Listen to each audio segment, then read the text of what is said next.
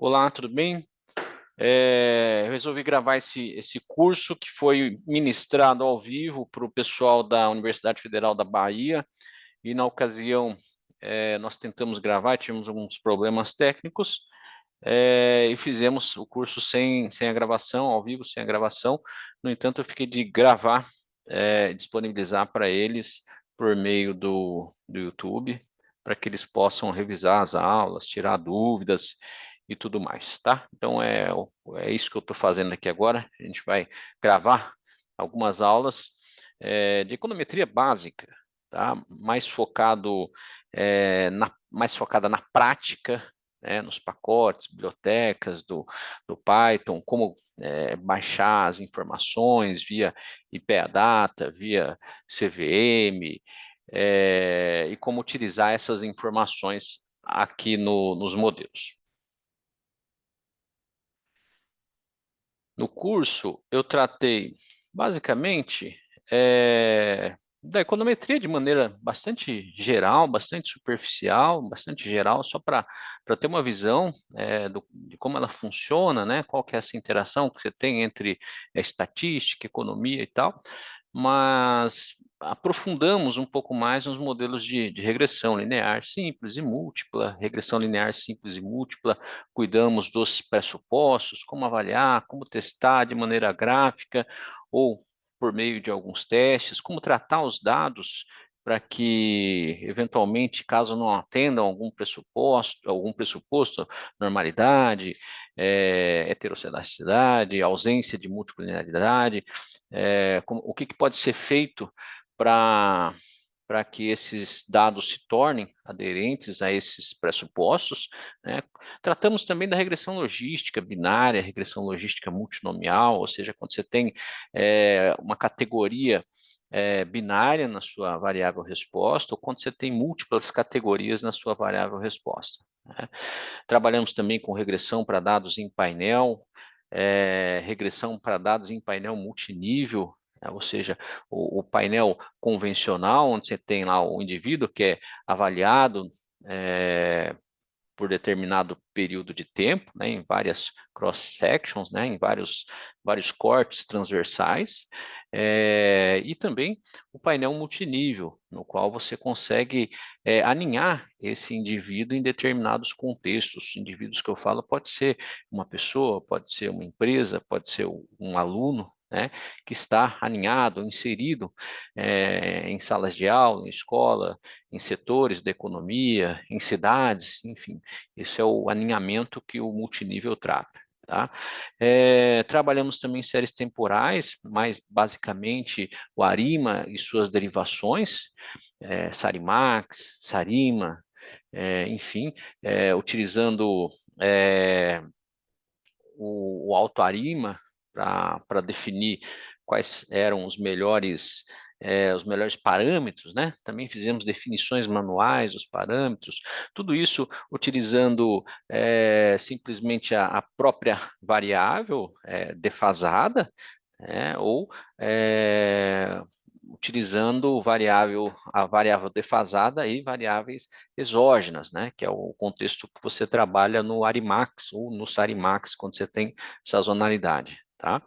E aí, por fim, na última aula, nós fizemos uma revisão de séries temporais, dados em painel, painel multinível, como baixar esses dados da CVM, nós baixamos, do IPA-Data, nós baixamos também, diretamente por meio de APIs, e como tratar esses dados e aplicar em um modelo, né, seja painel, seja série temporal, seja multinível, enfim. Foram algumas aulas bem interessantes, bem bacanas, e eu vou dividi-las aqui com vocês por meio do YouTube, tá? Algumas aulas serão mais teóricas, outras mais práticas, mas o foco principal é na prática, tá? Utilizei, na maior parte do tempo, eu utilizei o Spider, né, que é uma das ideias aí para utilizar a linguagem Python. Você pode instalar o Spider isoladamente em cima só do Python, ou você pode instalar o Anaconda, né, aquela plataforma que já vem com alguns pacotes pré-instalados, inclusive vem com com o Spider, tá? Utilizei também em uma das aulas, a última aula, se eu não me engano, o Google Colab, uma questão de velocidade, de tráfego de dados e tal. A gente ia baixar os dados na CVM e aí demandou uma capacidade de transmissão um pouco maior, e para não interferir no computador na aula, eu fiz a opção pelo Colab, tá? Mas esses códigos podem ser trabalhados no Colab, podem ser trabalhados no Spider, podem ser trabalhados no Jupyter, no Jupyter Lab, enfim, não tem restrição. O código Python, eventualmente você precisa fazer alguma conversãozinha do PY, né, para a extensão do notebook, né, para rodar no, no notebook, ou no Jupyter, ou, ou no Colab, tá? Mas são coisas bastante simples, tá? Hoje, então, vai ser uma coisa bem básica, bem teórica, tá? Mais falando um pouquinho da econometria, da regressão linear, os pressupostos, e aí depois, na sequência, a gente já vai para a aula prática, ok? Bom, o que é a econometria, né? De onde que surge esse termo, né? Econometria, né? Lá no UDG, que é um dos clássicos aí de introdução à econometria, né? E é interessante que o livro dele de introdução à econometria, se eu não me engano, tem 700, 800 páginas, só para vocês entenderem o tamanho da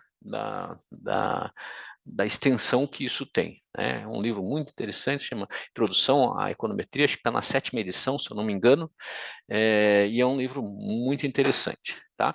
Ele não faz a aplicação em Python, no livro ele usa o Stata, se eu não me engano, mas para se ter os conceitos é um livro espetacular, tá? Um outro livro que eu uso aqui também, uso muito, é o livro do professor Luiz Paulo Fávero e da professora Patrícia Belfiore, que é o Manual de Análise de Dados, tá? O Manual de Análise de Dados, ele foi lançado em 2017, se eu não me engano, um livro espetacular, super completo. Eles desenvolveram o livro utilizando o Stata, o Excel, o SPSS, mas pelo que eu soube, já tem uma versão nova que vai ser lançada utilizando Python, muito interessante. Aí tem outra versão do manual também, é, é uma versão em inglês que ela utiliza o R, se eu não me engano. Tá? Bem interessante também. Todos os livros desses autores são livros espetaculares, livros que você tem que ter para conhecer um mínimo aí de econometria, de análise de dados, de ciência de dados, enfim, de estatística, tá? Então vamos lá. O que o Udgy diz lá no primeiro capítulo dele, no comecinho do livro? Ele fala assim: imagine que você é contratado pelo governo para avaliar a eficácia de um programa de treinamento financiado com recursos públicos, tá? Suponha que esse programa ele ensine aos trabalhadores várias maneiras de se utilizar computadores para melhorar o processo produtivo, tá? O programa ele tem 20 horas de treinamento, é fora do horário de trabalho, e qualquer trabalhador pode participar. E aí cabe a você, o analista de dados, avaliar qual que é o impacto desse treinamento, qual que é o impacto desse curso no salário do trabalhador e também na produtividade dele na empresa, tá? Esse é um dos tópicos, né? Agora vamos pensar de outra forma. Suponha que você trabalha em um grande banco, né? Uma grande instituição financeira, e aí você tem que estudar os retornos de diferentes estratégias de investimento que envolvem títulos do Tesouro Brasileiro para decidir se elas estão de acordo com as teorias econômicas a elas associadas, né? Entre outros, né, é nesse tipo de contexto que a econometria entra, né? Ela é baseada no desenvolvimento de métodos estatísticos para quê? Para estimar relações econômicas, né? Testar teorias, implementar políticas de governo, né? Avaliar políticas de governo, negócios, enfim, é nesse contexto que a gente tenta trabalhar, é nesse contexto que a econometria está inserida, né? Então, a econometria, ela é uma disciplina, né? Uma disciplina que emprega técnicas estatísticas e matemáticas para analisar, para interpretar fenômenos, né? Fenômenos de que tipo? Fenômenos econômicos, né? Testar teorias, quantificar impactos econômicos, prever futuras tendências econômicas, né? Então, ela é uma ferramenta poderosa e fundamental para embasar, né? Para embasar a tomada de decisão em economia, em política e tal, né? E quando você fala de econometria, de matemática, de estatística, logo vem em mente, né, a primeira coisa, a regressão. Né? A tal da regressão, ela está sempre ali no meio da estatística. Né? Dentre as várias técnicas utilizadas na econometria, a regressão linear ela é né, a que primeiro se destaca. Né? Eu não vou falar que é a que mais se destaca, porque eu não tenho conhecimento para avaliar isso. Mas é a primeira que vem em mente, né? Ela se destaca como um método fundamental para entender e quantificar as relações entre variáveis econômicas, tá? Pega como exemplo, por exemplo, a relação entre nível de educação e renda, né? A regressão linear, ela nos permite estimar, né, o impacto do nível de educação, sendo ela uma variável independente, uma variável explicativa, no nível de renda, que nesse contexto seria uma variável explicada, uma variável resposta, uma variável target, uma variável Y, né? Todos esses nomes são a mesma coisa, tá? Essa análise, ela nos auxilia a entender, por exemplo, como que as políticas públicas voltadas para a educação podem impactar na renda da população. Né? Então, a regressão linear, ela não só nos permite testar teorias econômicas, mas também fornecer previsões baseadas em dados históricos e avaliar possíveis efeitos de políticas econômicas. Então, nesse curso muito breve, nós vamos explorar, né, com profundidade, né, como que a regressão linear é aplicada nesses e em outros contextos, trazendo exemplos e aplicações práticas com dados atualizadíssimos. Tá? Vou pegar dados ao vivo, né, no próprio IPEA ou na CVM, eventualmente algumas bases já prontas, já coletadas, mas com dados super atualizados para trazer esse contexto da econometria, da ciência de dados, do Python, aplicado à realidade de hoje. Tá? É, E como é que a regressão linear ela ajuda a entender fenômenos econômicos? A regressão linear ela é uma ferramenta robusta que nos permite compreender as interações entre variáveis econômicas. Ponto, isso aí a gente já sabe, né? Através da análise eh, de regressão, né, é possível examinar como que alterações em uma determinada variável independente podem influenciar uma variável dependente, né? Os coeficientes de regressão que são extraídos dessa análise, eles desempenham um papel fundamental, um papel crucial ao quantificar essa relação entre as variáveis, né? Estes coeficientes, eles representam a mudança numa variável dependente resultante de uma unidade de mudança na variável independente, com todas as outras variáveis mantidas constantes. Além disso, a regressão linear ela nos permite isolar, tá? E entender o impacto individual de diferentes variáveis em um fenômeno. Por exemplo, eu posso analisar o efeito da educação sobre a renda, controlando variáveis como experiência de trabalho, por exemplo. Tá? E nos estudos econômicos, né? Nos estudos econômicos, a regressão linear ela tem sido fundamental em numerosos estudos. Ela tem sido aplicada para explorar relações como crescimento econômico e educação, consumo e renda, o efeito de diferentes políticas fiscais, monetárias, né, e o crescimento econômico, enfim. E quando você fala em regressão, tipos de regressão, você divide basicamente em dois tipos. Você tem a regressão linear simples, né? A regressão linear simples é uma técnica estatística, igual a todas as outras, que permite compreender e quantificar a relação entre duas variáveis. Né? No caso da regressão linear simples, você tem uma única variável independente e uma variável dependente. Né? A ideia central é identificar e mensurar a influência que uma variável independente exerce sobre a variável dependente. Tá? E qual que é a diferença da regressão simples para múltipla? Na múltipla, você tem múltiplas variáveis explicativas, múltiplas variáveis independentes. Às vezes eu falo independentes, às vezes eu falo explicativas, mas eu estou querendo dizer a mesma coisa. É que o termo independente, ele às vezes é um pouco contestado, porque nem sempre as variáveis explicativas são independentes, né? Então, às vezes o independente traz uma ideia do que não acontece, né? Então, na realidade, o termo independente não é o mais adequado. Talvez o mais adequado seja variáveis explicativas, né, para aquele fenômeno, né? Então, a diferença da regressão linear simples para múltipla é que você tem, no caso da múltipla, múltiplas variáveis, no caso da simples, você tem uma variável só, tá? Então, lembrando, a regressão linear simples, ela analisa a relação entre duas variáveis, uma dependente e uma independente. Ou seja, é uma técnica estatística que fornece um meio de prover a variável dependente com base no valor da variável independente, né? Prover, não, prever, né, na realidade.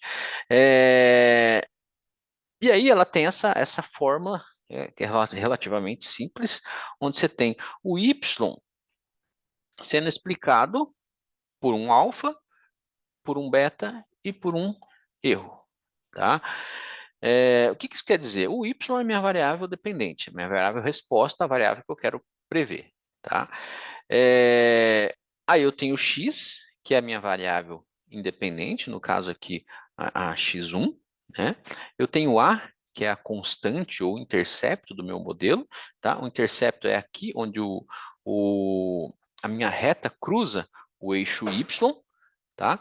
E eu tenho o b, que é o meu coeficiente beta, tá? O beta ele refere-se à inclinação da reta, tá? Então imagine que uma regressão seja o seguinte: você tem vários pontos que você está tentando prever por meio de uma regressão linear, tá? E por que a regressão é linear? Porque você tem essa reta e, né, a reta ela se ajusta para ficar o mais próximo possível dos pontos, né? Daí o nome de linear em função dessa reta. E esse ajuste, né, da inclinação da reta, do seu intercepto e tal, né, ou seja, dos seus parâmetros, ele é feito por um sistema chamado, um método, né, chamado mínimos quadrados ordinários, no qual você minimiza os erros por meio de estimativas da inclinação da sua reta e do intercepto da sua reta. Então, essa reta,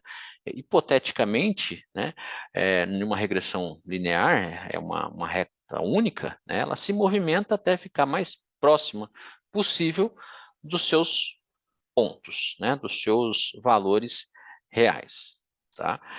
E na regressão múltipla, a diferença é que você tem mais betas, né? Ou seja, você tem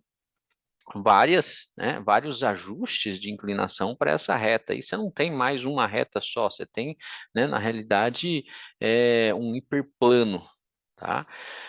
Então, cada coeficiente, nesse caso, cada beta, ele vai representar qual que é a mudança esperada em y para cada unidade de alteração na respectiva variável independente, né, com todas as demais variáveis constantes, né? Semelhante à regressão linear simples, os parâmetros alfa e beta, eles são estimados por meio dos mínimos quadrados ordinários ou outra técnica de otimização qualquer, né?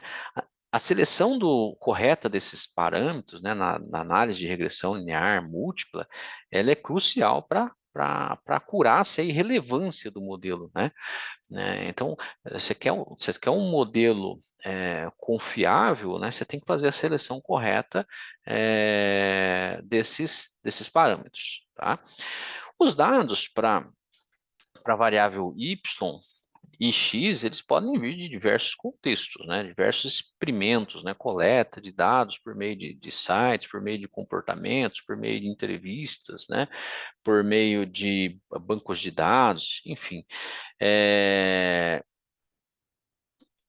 E aí, a partir desses dados, é que você, né, aplica esses modelos de regressão, tá? O que mais?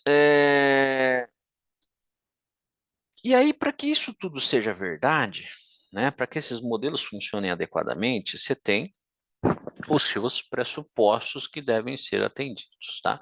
Quando você trabalha em um modelo de regressão linear simples, múltipla, você tem alguns pressupostos que você tem que atender para que esses resultados sejam válidos, para que esses resultados sejam confiáveis, tá? Vamos tentar fazer um negócio lúdico para ficar mais fácil de entender, tá? Imagine que você está jogando dardos, né, com um amigo e tentando acertar um alvo, né? Cada vez que você joga um dardo, ele cai em algum lugar desse alvo, tá? Agora imagine que o alvo é como a sua variável dependente, tá? Ou seja, é a variável que você está tentando prever, né? E os dardos são como suas variáveis independentes, né? A variável que você está tentando utilizar para previsão, as variáveis explicativas, tá? Quando você joga os dardos, você quer que eles caiam o mais próximo possível do alvo, tá certo? Isso é como tentar fazer uma boa previsão com uma regressão linear, né? Só que aí existem algumas coisas que podem atrapalhar o seu jogo, né? E fazer com que os seus dados, as suas previsões, os seus dardos não caiam onde você quer. Por exemplo, se o seu amigo estiver balançando o alvo enquanto você joga, ou se estiver ventando, enfim, isso pode dificultar você de acertar o centro do alvo, né? Ou se você estiver jogando dardos de maneira inconsistente, às vezes jogando muito forte, outras vezes muito fraco, enfim, você vai ter dificuldade para acertar o seu alvo, né? Essas coisas que podem atrapalhar o seu jogo de dardos são como os pressupostos da regressão linear, tá?